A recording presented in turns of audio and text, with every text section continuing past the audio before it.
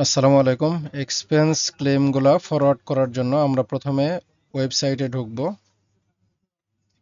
ওয়েবসাইটে ঢোকার পরে আমাদের এরকম একটা ড্যাশবোর্ড আমরা দেখতে পাই সব সময়।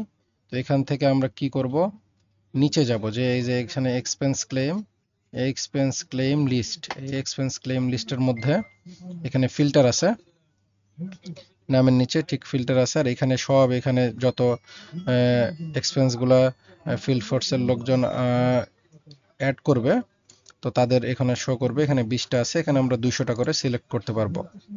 তো 200টা করে যখন সিলেক্ট করব, তো এগুলো চাইলে আমরা সিঙ্গেল সিঙ্গেল ফরওয়ার্ড করতে পারবো।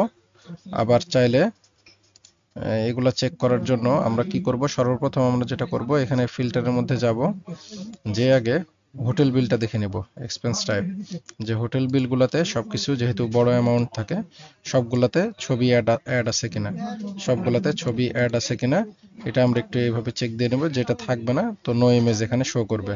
তো এটা আমরা চেক করে নিব।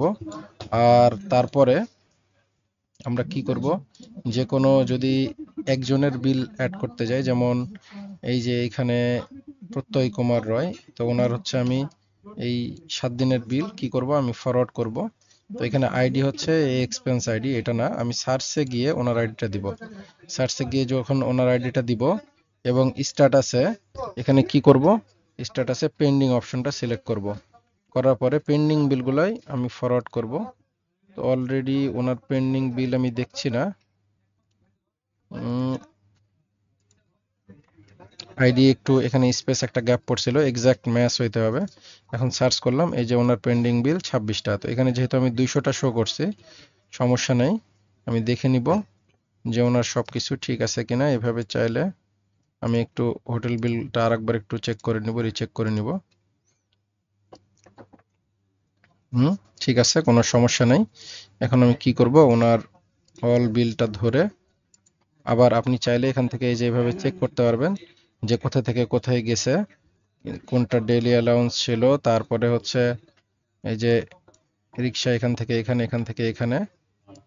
আর এইখানে এই যে কমেন্টসে গিয়ে উনি কমেন্টস লিখছে, এগুলো এইভাবে আপনারা চেক করবেন। এই যে বাসের টিকিট উনি সংযোজন করে দিয়েছেন, এখানে বাস টিকিটগুলো আমরা একবার চেক দিয়ে নিব।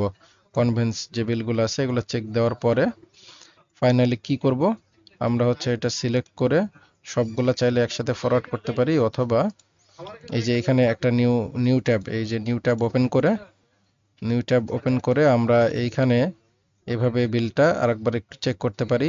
ইনচার্জের কাছে এডিটের পারমিশনও আছে, ইনচার্জরা চাইলে এডিটও আপনার করতে পারবে বিলগুলো দিয়ে। আমি কি করব, এখানে যখন আমি ফরওয়ার্ড করে দিব, এই যে are you sure to approve it, yes approve it.